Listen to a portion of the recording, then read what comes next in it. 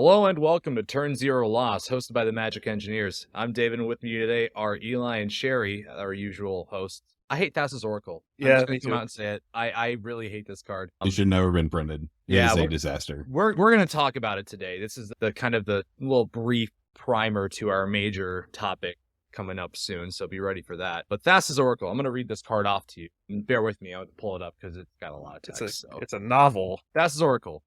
It is a 1/3 Merfolk Wizard for 2 blue mana, and it reads, when Thassa's Oracle enters the battlefield, look at the top X cards of your library, where X is your devotion to blue.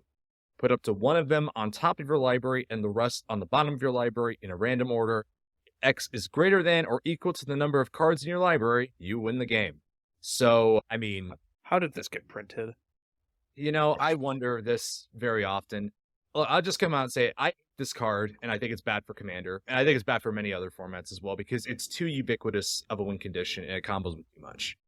Yeah, there's too many things that can go with this card to force a win. You don't even need to have another card go with it. You could literally just, oh, you're about to lose a game and you have an empty library. Never mind, I have a Thassa's Oracle. I just flashed in. There you go. I win now. It's a very it's also this is 2 mana. Labman was 3 mana. Yes. And this is exclusively better. Come on. And it's of a notable creature type too, or 2 notable creature types with Merfolk and Wizards. And it's Wizards. Both are very good at stalling. You did bad. Yeah. Both types are very good at control. They're good at stalling the game. They're good at basically stacking situations to being able to actually create that scenario where Thassa's Oracle will win the game very easily without the other cards. And let's not get to the fact that Demonic Consultation just with this card basically reads you win the game. It's such an obscenely blatant combo that this card has had to see banning. I think this big card is banned in Modern, if I'm correct. It is not. It is banned in Historic. So that tells you anything. The Wizards only format of Historic has banned this card. That is the only format it's banned in. That's kind of nuts. Yeah. I think also a big problem with it is the fact that you don't actually need to have your library to win with this card, because you can have just this card alone means that if you have 2 or less cards in your deck, you win. But you can also have if you have a lot of Wizards on the table, and you have 10 devotion, that's 10 or less cards, and that's not hard to get to with Wizards if you're running that kind of build, or if that's your game plan to Triskaidekaphile or Labman or Jace Wielder Mysteries yourself. There's plenty of ways to do it. It becomes easier and easier the more you're dedicated to that kind of win con. And just you're able to pair it up with other cards too, like Tainted Pact. You could do it with a Tainted Pact if you really wanted to. Yep. It's a lot slower that because obviously Divine Consultation's at instant speed, Tainted Pact says sorcery, but I don't know. At least I think Tainted Pact says sorcery. Let me double check myself on that one. I always do this myself. I check myself. Oh, look better than wrecking yourself. The Tainted Pact is also an instant, so you could do both at instant speed. So it could be Tainted Pact or Demonic Consultation as a way to win it. Yep. Because all you have to do is just do Tainted Pact, and I'm just going to keep exiling cards until, if your deck is built right to do this, of course. Yep. If you have basics in your deck, it'll stop. But the ubiquity of this win condition is really just too much.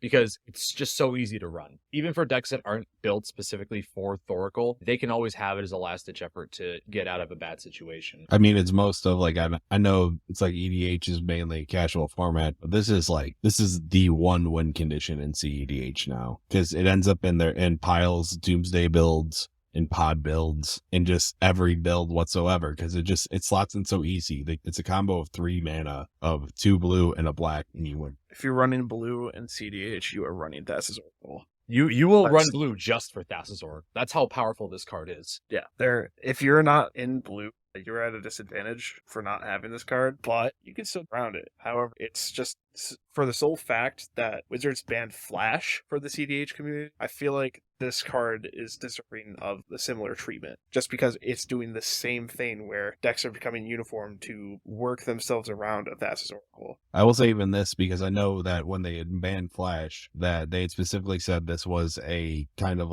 to curry favor, or more of an olive branch. Yeah, an olive branch to cEDH saying, hey, we're not going to do this all the time, but because this card was bleeding into normal casual EDH, we're going to ban this. And I honestly think that Thassa's Oracle is as much of a problem in casual EDH as it is in cEDH. Yeah. It's because it's under $20. It's like the one I'm looking at. It's $15. It's very affordable for most people to do. And everyone's like, oh, I can do this, and it means you win the game. And people don't think of anything of it until you are facing, like, again, a cEDH deck, which is, and then you see the same thing but much faster. It's in the format. It's in casual format. It needs to be banned. I will say this card can be answered. It's not like it's unbeatable or anything. If you can counter it, then, then you stop it dead in its tracks. But at the same time, you get into gigantic counter stack wars involving this card, which also do a lot to slow the game down in general. So, I don't approve it from that perspective. And you can make that argument about any powerful card that is good enough to win the game. Like, you can make that argument about Crater Hoof. You can make it about Expropriate. You can make it about a lot of stuff. But those cards often cost like 7+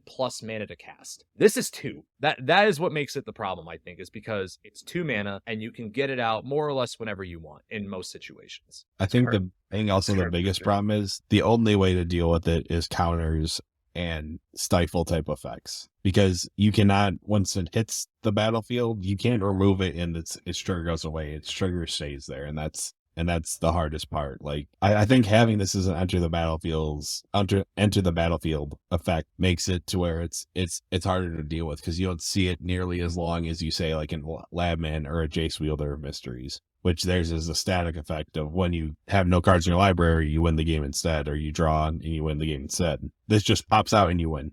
I will say, like, also in defense of most cEDH most EDH players, they will use this card responsibly. But cEDH in general has leaned in the favor of it too much, in the style of what you mentioned earlier, namely that it became such a big problem, it needed a ban.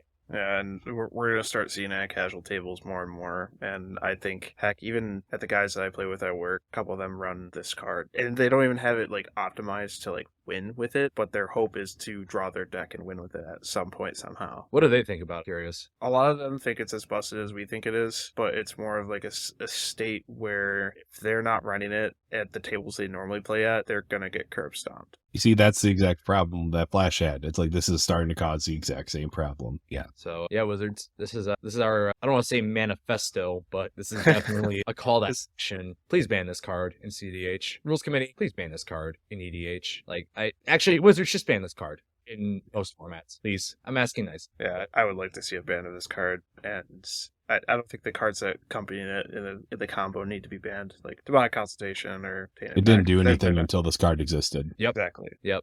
They were no name cards that had no price, like, problems at Niche all. effects at best, really, for Demonic and Tainted Pact. And they've all exploded in prices since the release of this card, Theros Beyond Death. So, yeah, Rules Committee, Sheldon, please ban this. That's all I asked. Anyways, if you enjoyed this episode, do you agree with us? You disagree with us for some reason? Like, share, comment below. Tell us why we're wrong. Tell us why the EDH meta is perfect as it is right now. And we'll catch you next time.